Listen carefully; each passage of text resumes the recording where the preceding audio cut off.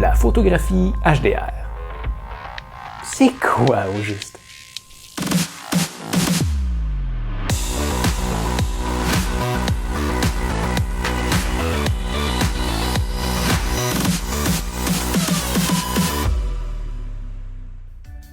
Salut, moi c'est Pascal et bienvenue à cette troisième capsule de formation sur la photographie. Mais aujourd'hui, on va parler de photographie HDR. On va d'abord voir ensemble ce que c'est, quand l'utiliser et pourquoi. On va parler de ses avantages, ses désavantages, mais enfin comment est-ce qu'on peut en faire avec un appareil photo professionnel ou même avec son téléphone cellulaire. Mais avant d'aller plus loin, ça veut dire quoi? HDR. Eh bien, HDR, c'est pour High Dynamic Range, ou en français, la photographie à large plage dynamique. Ça te parle pas plus, hein?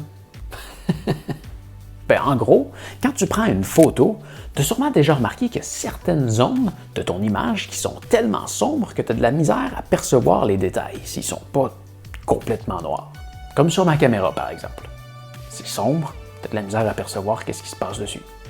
Même s'il y a une lumière qui est en train de l'éclairer à côté. Elle n'est pas assez forte. Mais pourtant, la lumière, moi, avec mes yeux, je suis capable de voir les détails du diffuseur. Mais toi, sur l'image, ce que tu vois, c'est du blanc. On peut dire que cette section-ci de l'image est brûlée. Mais moi, quand je regarde ça avec mes yeux, je vois tout ça en détail. Mais pas toi. Parce que tu regardes une image qui vient d'une caméra. En ce moment, c'est pas grave, on parle seulement d'un petit élément dans mon décor. Et j'essaie pas d'attirer l'attention vers cette partie-là. Par contre, ça peut devenir problématique quand tu essaies de prendre, par exemple, en photo un objet très foncé dans un environnement bien éclairé. Un bon exemple, ce serait sur ma dernière formation que j'ai faite sur comment choisir son vélo. À un moment donné, je voulais te montrer mon dérailleur. Mon dérailleur, il est noir. Donc, pour qu'on puisse bien le voir en détail, j'ai dû mettre beaucoup de lumière dessus pour qu'on le voit bien. Mais en faisant ça, ça l'a projeté aussi beaucoup de lumière sur mon décor à l'arrière, mon mur. Et là, lui, comme il n'est pas noir, ben, il est tombé beaucoup trop clair pour l'image que je voulais prendre. Mais au moins, le dérailleur, on le voyait bien. Si j'avais pas fait ça, on aurait bien vu mon mur en arrière et on aurait vu une tache noire qui aurait été le dérailleur. Donc en ce moment, si je voudrais qu'on voit bien la caméra, j'aurais juste à faire entrer plus de lumière dans ma caméra. Comme ça. Là, tu la vois très bien. Par contre, moi, je suis complètement brûlé. Si tu trouves que l'image est devenue saccadée, c'est que la façon que j'ai trouvé de faire entrer plus de lumière comme ça rapidement, ça a été de diminuer ma vitesse d'obturation et je l'ai tellement diminué que la caméra pouvait prendre moins d'images par seconde que le nombre d'images par seconde qu'elle doit prendre. En tout cas. Mais pour en revenir à mon dérailleur, si j'avais voulu avoir un meilleur résultat, il aurait fallu que je trouve un moyen de concentrer la lumière directement sur mon dérailleur et m'arranger pour l'empêcher de se rendre sur mon mur en arrière. Ce qui peut être très compliqué. Tu peux aussi avoir de la difficulté à prendre une photo dans un sentier en nature parce que le paysage est beaucoup trop éclairé par rapport à l'obscurité sous les arbres. Et si ça choque autant, c'est que l'œil humain est tellement meilleur que n'importe quel capteur de n'importe quelle caméra pour bien percevoir en même temps les éléments les plus foncés et les plus clairs. Mais l'œil humain a aussi ses limites. Si par exemple tu es dans ta maison, en plein jour, gros soleil, et que tu regardes par la fenêtre les gens qui marchent dehors, tu les vois très bien. Par contre, eux savent probablement même pas que tu les regardes, parce qu'ils sont incapables de voir à l'intérieur. La luminosité à l'extérieur est tellement grande et la luminosité à l'intérieur est tellement faible que l'œil humain n'est pas capable de voir à l'intérieur. Et la nuit, c'est exactement l'inverse. Si tu as de la lumière à l'intérieur et qu'il n'y a pas de lumière à l'extérieur, les gens qui marchent dehors vont très bien te voir et toi, ta pupille, elle va être tellement petite qu'elle sera incapable de voir tout ce qui se passe à l'extérieur. Mais avec une caméra, la limitation est beaucoup plus grande. À un point tel que tu pourrais avoir de la difficulté à prendre une photo de deux personnes, si l'une d'entre elles est noire et l'autre blanche. À ce moment-là, tu aurais le choix entre une personne noire bien exposée et une personne blanche complètement brûlée, ou une personne blanche bien exposée et une personne noire tellement sous-exposée qu'on aurait de la difficulté à la reconnaître, ou encore un compromis entre les deux. Donc la personne la plus foncée un peu sous-exposée et la personne blanche un peu surexposée. Ou finalement, il y a la photographie HDR qui peut venir te sauver. Si tu te souviens, lors de la première formation en photographie, je t'avais parlé qu'il y avait 3 options pour jouer avec ton exposition. Il y avait l'ouverture, la vitesse d'obturation et finalement l'ISO.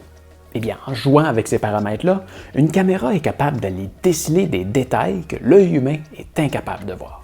Tu te souviens peut-être, lors d'un vlog dernièrement, j'avais paramétré ma caméra pour qu'elle filme environ comme je le voyais, et puis je t'avais montré ce qu'elle était capable de percevoir en augmentant la sensibilité de mon capteur.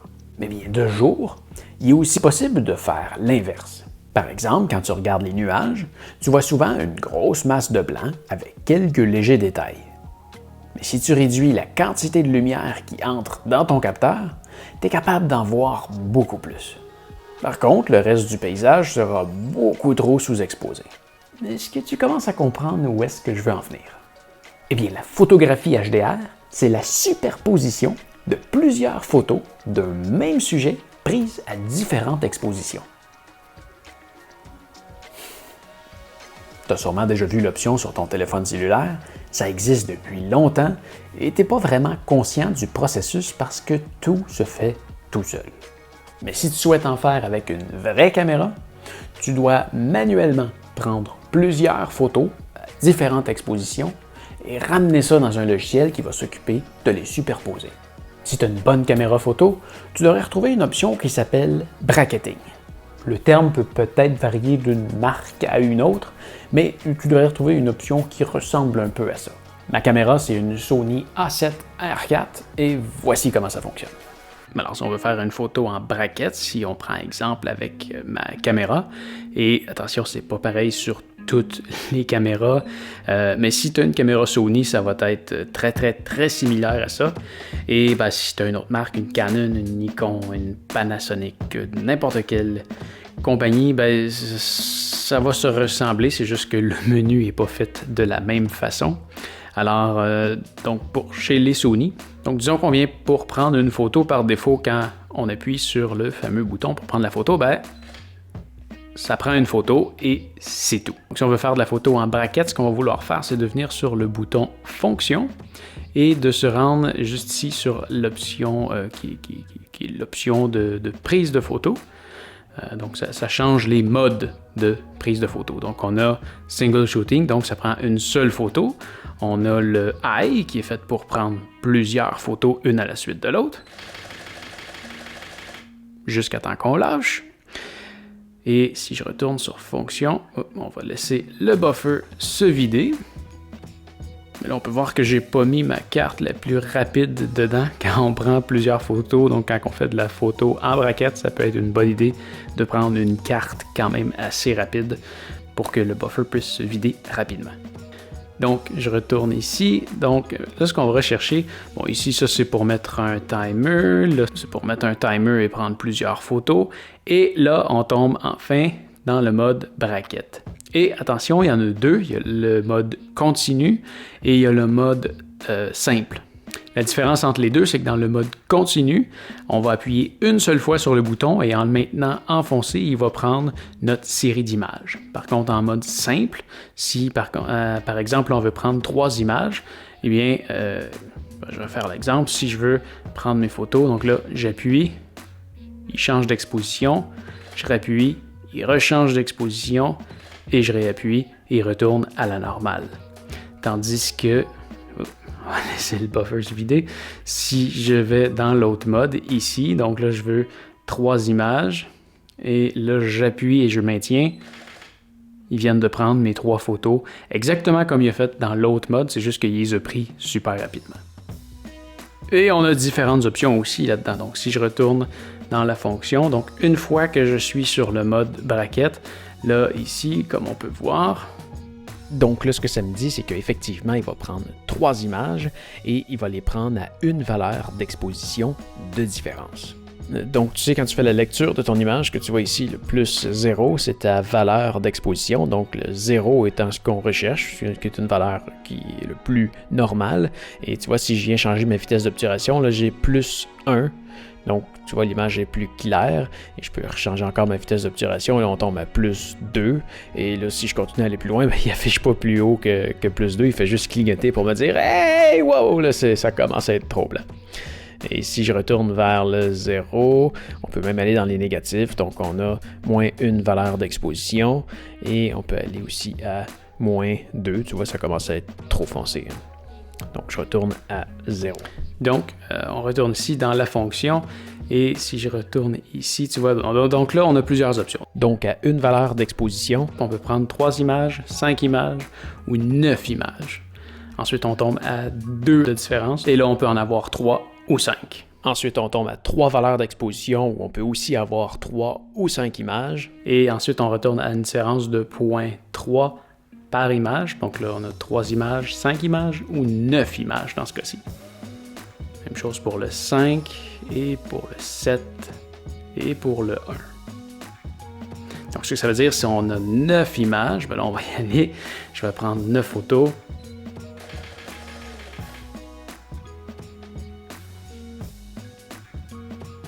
Et si on vient voir le résultat, donc ça c'est notre première photo, on peut dire que c'est elle qui est normale, c'est elle qui a été prise à l'exposition 0, donc la plus réaliste. Donc si on vient voir la suivante, elle est un peu plus foncée, de moins 1, celle-ci est à plus 1, celle-ci est à moins 2, plus 2, moins 3, plus 3, moins 4, plus 4. Mais comme tu peux voir, quand on va la jumeler, cette photo-là, ben, ça nous permet d'aller chercher tous les détails très précis qu'il y a dans le noir. Là, dans l'obscurité, on peut dire que ça sert absolument à rien, c'est exagéré. Dans ce cas-ci, par contre, si on était à l'extérieur, ça pourrait servir à quelque chose. Mais si on regarde notre photo qu'on peut dire normale, ben, on voit aucun détail dans les noirs. Et dans les photos les plus claires, ben, là, on réussit à aller les chercher.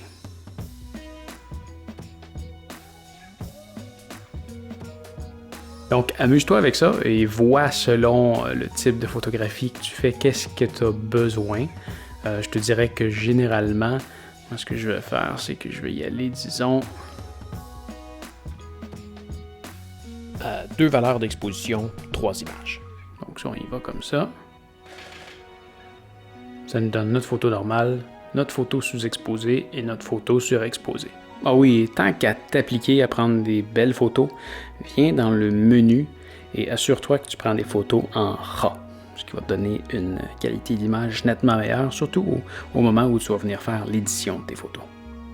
Alors, l'idée, c'est qu'une fois que c'est paramétré, tu vas juste avoir à appuyer sur le bouton et attendre que ta caméra prenne ses 3, 5, 7 ou 9 images à des expositions différentes en faisant varier la vitesse d'obturation. Et ce qui est important, c'est que quand tu fais ça, tu sois le plus stable possible. Idéalement même avec un trépied. Mais bon, j'ai toujours fait mes photographies HDR avec ma caméra dans les mains. Mais place-toi de façon très stable et retiens ton souffle.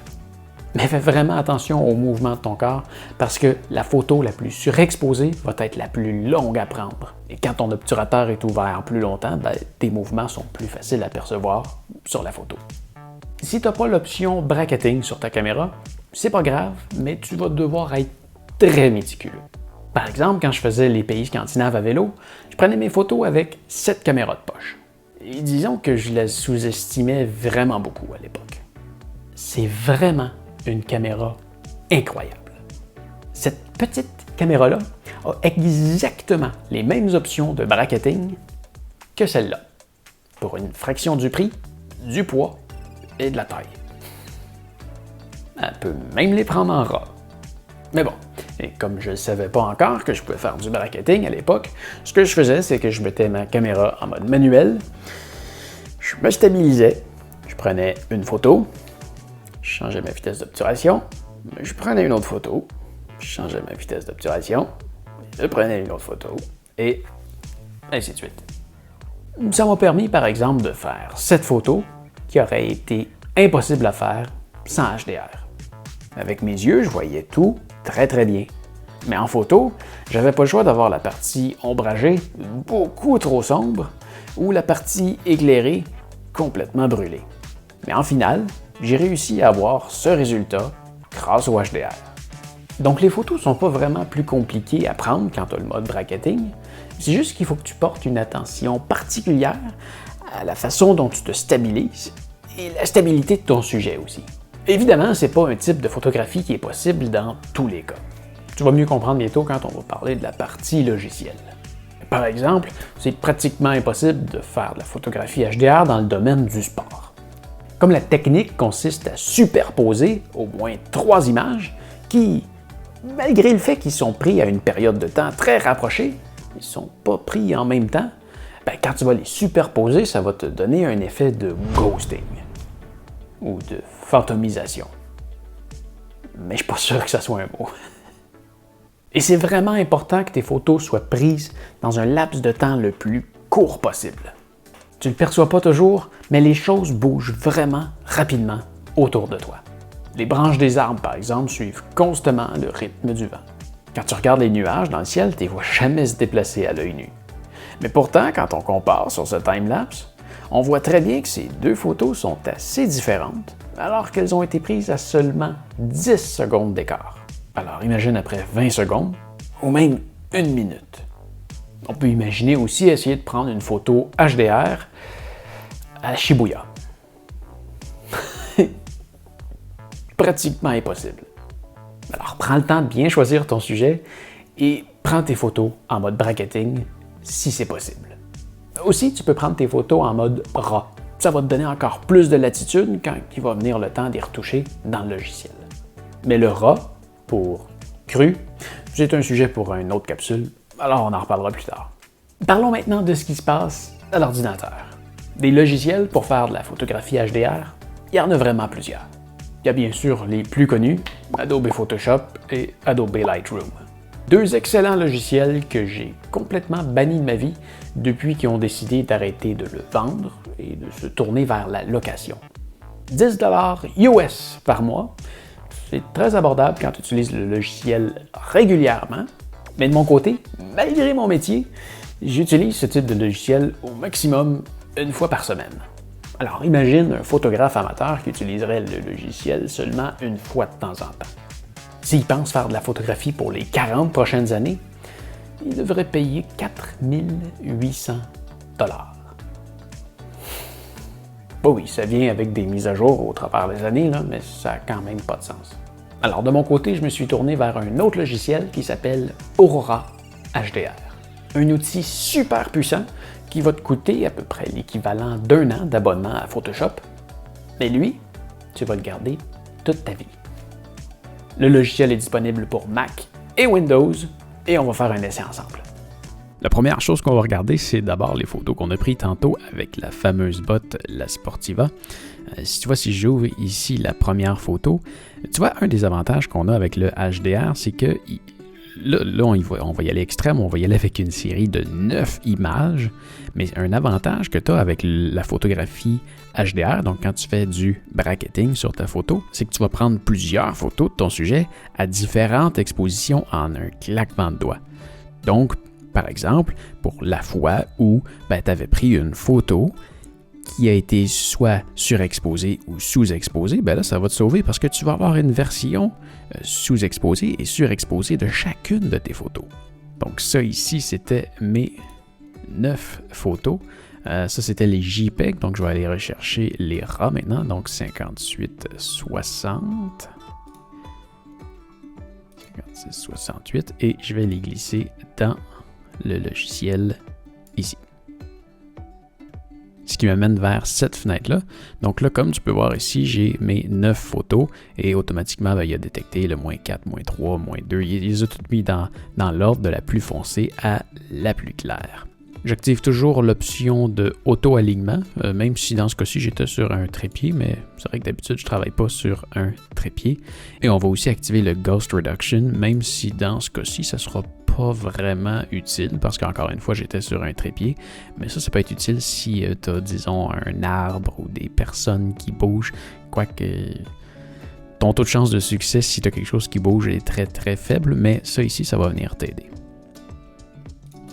Alors, on va dire Create HDR et on va lui laisser un peu de temps. Chacune de mes photos, si on regarde ici, pèse 123 MB. Il y a 9 photos, alors on va lui laisser un petit peu de temps pour traiter l'information. Et voilà. Maintenant, on a nos photos qui sont surexposées. Ça se peut que tu n'aimes pas le look, ça se peut que tu aimes ça, mais on peut jouer avec comme on veut. Il y a tellement de façons de faire finir son image avec la photographie HDR. Mais juste pour te donner un exemple de la différence, c'est que tu vois ce que ça vient faire. Ça ici, c'est notre photographie de référence. Donc, c'est la photographie qu'on peut considérer comme étant normale. Et tous les détails qu'on est capable d'aller chercher, c'est que tu vois tout ce qui est plus clair ici dans toutes les sections ombragées, ou regarde même le dessous de ma selle qui est complètement sombre sur la photo de base. Ben là, on est capable d'aller chercher les détails. Ben, peut-être que c'est des choses qu'on ne veut pas voir, mais on va les chercher. C'est ce que ça fait, la photographie HDR. Regarde bien, moi j'aime bien comment est-ce que ça vient chercher tous les détails ici qui sont super foncés. On est capable d'aller toutes les chercher parce qu'on va voir vraiment toutes les sections qui sont ombragées ici. On est capable d'aller chercher les détails avec la photo qui est surexposée. Ensuite de ça, si on regarde en bas, tu as quelques, disons, filtres qu'on peut appliquer par défaut qui vont être capables de donner une image différente d'un filtre à l'autre. Là, je le trouve intéressant. Mais ça, c'est tous des points où est-ce que tu peux partir et ensuite tu modifies. Et vraiment, t'en as pour tous les essentiels, les paysages, des trucs d'architecture, côté artistique, ou sinon tu peux juste toutes les faire afficher. Et il y en a vraiment une panoplie. Il y a un point qui était détaillé. Ah oui, détaillé ici. Ça c'est un des trucs qui peut être intéressant à faire aussi si tu veux vraiment faire ressortir tous les détails d'un objet. Le HDR est capable de te pousser ça à fond. Mais tu vois, je trouve que pour une botte, ça donne quelque chose d'intéressant. Et quand je dis qu'on peut pousser ça à fond, tu vas voir, c'est exagéré, là, mais on est capable d'aller chercher ça. Mais oui, c'est exagéré. Et tu vois, ce qui est intéressant, si je veux faire ressortir encore plus les noirs, ben tu vois ici, j'ai les highlights et les shadows. Donc, je peux augmenter la clarté des noirs. Ou la diminuer si je trouve qu'elle est trop présente. Même chose avec les blancs. Et ça peut se faire à 2 niveaux. Donc ici, c'est carrément les noirs. Ici, c'est les zones les plus foncées. Et ici, c'est vraiment les noirs.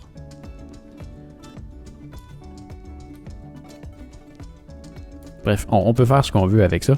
Mais on va changer de sujet parce qu'une botte, je trouve ça un petit peu ennuyant. On va y aller vers un exemple qui m'a vraiment servi. Tu vois, ça, c'est la photo que je parlais tantôt, quand j'étais en Norvège. Le problème que j'avais, c'est que moi, quand j'étais sur place, je voyais tout comme il faut. C'était vraiment un très, très beau paysage. Mais quand je regardais au travers de ma caméra, ben, ce que je voyais, c'est que cette section-là était beaucoup, beaucoup, beaucoup trop sombre comparée à ce que je voyais avec mes yeux. Ici, c'était bien. Là, c'était trop foncé. Alors, ce que j'ai fait, c'est que j'ai pris 3 photos et, attention, comme je te disais, je savais pas que ma caméra pouvait faire du HDR, alors je me suis stabilisé du mieux que je pouvais et j'ai manuellement changé mes expositions. Alors, j'ai eu ces 3 photos-là. Donc, ma plus claire, ma moyenne, ma plus foncée. Comme tu peux voir, il y a un certain mouvement entre chacune des photos. Donc, c'est là que ça va être important quand je vais importer mes nouvelles photos. Donc, ceux-là ici. On n'enregistrera pas ça. D'aller sélectionner le auto-alignement et le Ghost Reduction. Puis tu vois, il nous demande toujours de choisir à partir de quelle photo est-ce qu'on veut faire notre alignement. Je vais aller avec celle du milieu, celle qui a l'exposition qui est, entre guillemets, correcte. Et on va dire Create HDR. Cette fois-ci, ça va être beaucoup plus rapide parce que j'ai seulement 3 photos et ce sont des JPEG. Tantôt, j'ai pris les 9 photos en RAW. Et tu vois que déjà, j'ai pas joué avec grand-chose. En fait, j'ai pas joué avec rien, j'ai juste importé les 3 photos. Et tu vois, ça, c'est ce qu'on avait à la base. Et ça, c'est ce qu'on a en HDR, sans aucun ajustement.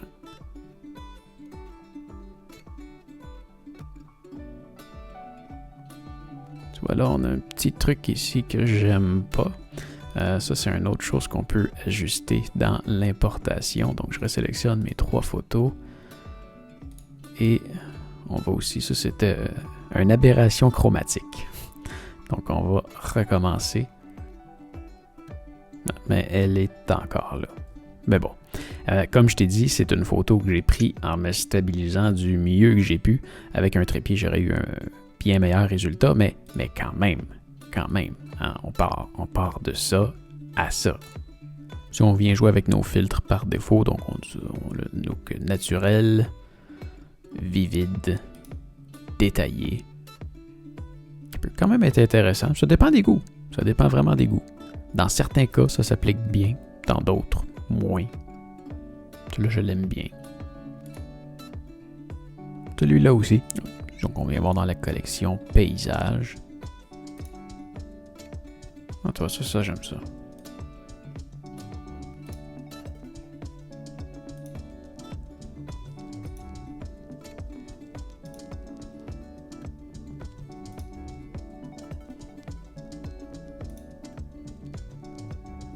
J'aimais bien celui-là. Et bon, tu vois, dans le fond, ce qui est bien, c'est que tu sois professionnel ou amateur, c'est facile de s'y retrouver. Toutes les options sont une à la suite de l'autre, ici, à droite. Alors, si tu es un professionnel, tu sais exactement ce que tu veux jouer avec. Mais sinon, tu as juste à partir de la première option et de jouer avec toutes les options jusqu'en bas. Tu en as pour quelques minutes, ça se fait quand même assez rapidement. Donc, on peut jouer avec la température, si on veut que ça soit plus chaud, plus froid. On était en Norvège, on va dire un petit peu plus froid. On peut aller jouer avec la teinte. Si les couleurs n'étaient pas bonnes, mais ça, non, ça peut scraper ton image. Tu peux jouer avec ton exposition, donc si tu veux que ça soit plus sombre ou plus clair, mais je trouve que c'était quand même bien. Tu peux jouer avec tes contrastes. Que je jouerai pas avec non plus. Smart Tone. On va en ajouter un petit peu. J'augmente un petit peu mes highlights, ça vient camoufler un petit peu le petit défaut qui est ici. Les ombres, hein, tu vois, si on veut que la zone ombragée soit vraiment bien ressortie, tu vois, je peux pousser ça dans le fond et on va mieux la voir encore. On va la mettre comme ça. Je vais avec la saturation, pour exagérer. Si tu veux l'avoir en noir et blanc. Les lots, ça en fait c'est des trucs que tu peux acheter, ça fonctionne dans tous les logiciels. C'est un peu un genre de filtre, tu vois, moi j'ai acheté ceux-là que j'applique parfois, quand ça me tente, mais pas si souvent que ça. Donc quand je disais que tu peux venir faire sortir des détails, ben là, moi je trouve que c'est exagéré, j'aime pas ça. Mais des fois c'est le fun de savoir chercher un petit quelque chose, mais pas trop. Encore d'autres ajustements sur la lumière. Si jamais tu trouves que ton ciel, par exemple, tu vois, ça ajuste le haut et le bas. Donc là, je pourrais, disons, augmenter la luminosité du ciel ou la diminuer. Mais ça, il va vraiment juste par la moitié, puis ça gradue vers le haut. Le curve, j'aime souvent ajouter un petit peu comme ça. Le HSL, ça peut être intéressant. Disons qu'on veut augmenter des couleurs. Disons qu'on veut que ça soit plus vert, que le vert soit plus vert. Tu vois, je peux venir jouer avec mon vert ici. Ou si je veux que mon ciel soit plus bleu. En fait, c'est tout ce qui est bleu va être plus bleu. Mais ce qui peut être intéressant, c'est que disons qu'on veut garder une seule couleur. Donc, on veut garder, mettons, seulement le vert. On va enlever toutes les autres couleurs. La seule couleur qui va rester dans notre photo, ça va être le vert. On peut l'augmenter. je trouve ça intéressant. Ou disons vert et bleu. Ah, mais il y a beaucoup, beaucoup de bleu dans la montagne. Voilà, c'est ce que j'ai réussi à faire, disons, assez rapidement. Et juste pour revenir à ça, notre image, au début, ça ressemblait à ça. Et on est rendu à ça. Je trouve que c'est quand même bien. c'est pas super comme photo, mais c'est quand même beaucoup mieux que l'original. Bon, enfin, on va faire un dernier exemple avec une photo que j'aime beaucoup, avec un écureuil.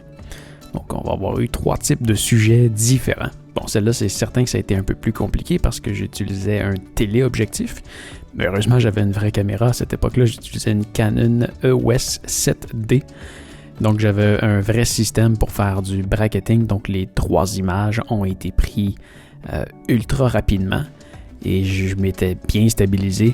Et aussi, l'écureuil n'a pas bougé pendant la seconde où les 3 photos se sont prises. Alors, on a notre image, disons, normale, sous-exposée et surexposée. Alors, on va ramener tout ça dans notre logiciel ici. Et voilà. Donc, si on regarde déjà notre photo originale, HDR. Photo originale, HDR. Et je l'aime vraiment cette photo-là parce qu'il y a des belles couleurs dedans. On va essayer quelques filtres par défaut.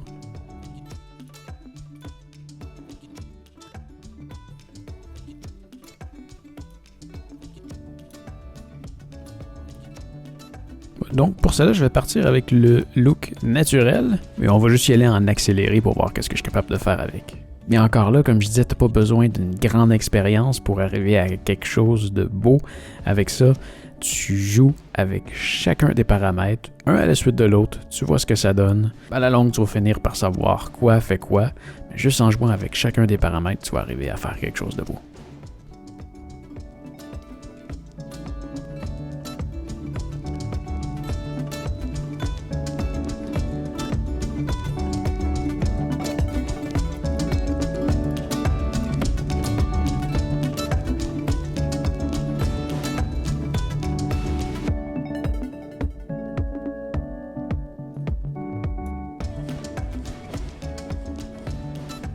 Celle-là, j'aime toujours ça venir m'amuser un petit peu avec. Disons, qu'est-ce que ça fait si on enlève le bleu? Ah, tiens, on se ramasse avec un écureuil sur du noir et blanc.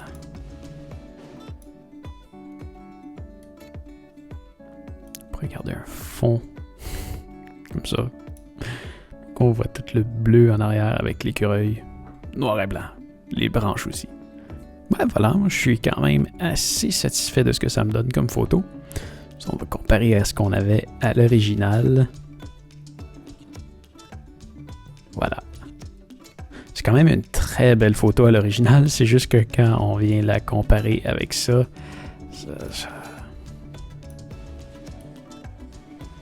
ça frappe. Voilà, tout ce qu'il nous reste à faire à la fin, c'est d'exporter notre photo. Et on a terminé. Bon, je veux quand même ajouter quelque chose avant de terminer parce que, comme tu as pu le voir, ça te permet de faire vraiment ce que tu veux avec tes photos. Tu peux les améliorer, mais tu peux aussi les exagérer. Et je vais juste faire une parenthèse parce que je trouve qu'il y a plusieurs personnes qui utilisent ces logiciels à tort ou avec abus. Je trouve ça le fun quand ça te permet d'être créatif, comme quand tu fais ressortir une couleur et que tu mets le reste en noir et blanc, comme j'avais fait avec cette plante dans le jardin botanique à Hawaï, ou encore avec ce camion abandonné que j'avais trouvé au milieu de la forêt, encore à Hawaï. C'est aussi pratique quand tu veux faire exploser les couleurs pour attirer l'œil. C'est ce que je vais faire, par exemple, de temps en temps quand je veux créer une thumbnail sur YouTube. Ça, c'est la petite image que tu vois, que tu cliques dessus, celle qui te donne le goût de regarder la vidéo ou non. Je trouve ça triste quand je vois des images circuler où, parce que je connais ça, je m'en rends compte que l'image a été assez exagérée. À un point tel que tu regardes une photo d'un paysage qui te donne vraiment le goût d'y aller, mais qu'une fois que tu arrives sur place, tu te rends compte que c'est pas si beau que ça finalement. Avec une caméra, c'est vraiment trop facile de donner l'impression que tout est plus beau que la réalité. On peut prendre le fameux lac Louise dans l'Ouest canadien, par exemple. Fais une petite recherche sur Internet, tu vas voir tout plein de belles images d'un lac aux couleurs turquoise entouré de belles montagnes. Mais en vrai, c'est juste un gros piège à touristes avec un immense stationnement rempli d'autobus et un hôtel qui ont osé appeler un château qui vient gâcher le paysage. Et c'est exactement ça que je t'ai présenté quand j'y suis allé. Le lac Louise. C'est bien cute, hein? Mais comment péter un bel endroit?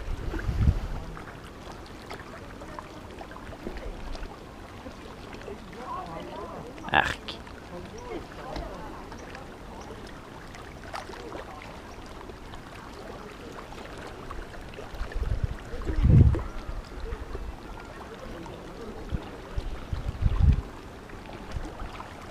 Arc. J'ai décidé de donner une deuxième chance au lac Louise ce matin. Et j'en suis encore plus déçu. C'est fou. Comment scraper une belle place? Premièrement, ajoutez-y 3-4 autobus de touristes. Et belles pancartes partout. Les gens qui prennent des photos à n'en plus finir. Et un stationnement plus gros que celui de Ski Bromont. Là, il n'y a pas grand monde parce que c'est le matin.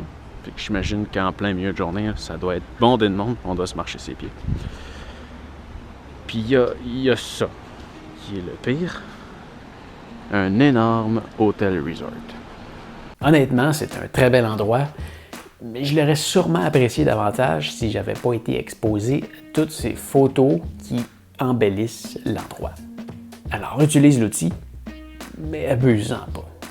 Personnellement, je l'utilise essentiellement quand je viens pour prendre une photo et que je me dis « sans HDR, je réussirai jamais à refaire sortir toute la beauté du paysage parce que là, j'ai des zones qui sont complètement noires et que je vois avec mes yeux. » Ou je vais aussi l'utiliser parfois quand j'ai le goût de créer quelque chose d'original ou d'évidemment exagéré. Le but, c'est jamais de tromper les gens. Enfin voilà, j'espère que je t'ai fait découvrir un nouveau type de photographie. Si jamais le logiciel Aurora HDR t'intéresse, va voir dans la description, je t'ai laissé les liens pour t'amener vers leur site web. Mais si tu préfères payer à tous les mois jusqu'à la fin de ta vie, Adobe est aussi une excellente solution. Les liens sont aussi dans la description. Enfin, j'espère que tu as aimé la vidéo. Si oui, s'il te plaît, donne-moi un pouce en l'air. Tu peux aussi t'abonner à ma chaîne pour être sûr de rien manquer. Il y a même l'infolettre. Le lien est encore dans la description. Et si tu as des questions ou des commentaires, n'hésite pas à m'écrire juste en dessous de la vidéo, ça me fait toujours plaisir. Et cherche pas à m'écrire ailleurs, c'est le meilleur endroit pour m'écrire. Je lis les commentaires à tous les jours. Alors sur ce, fais attention à toi et on se revoit très bientôt. Salut!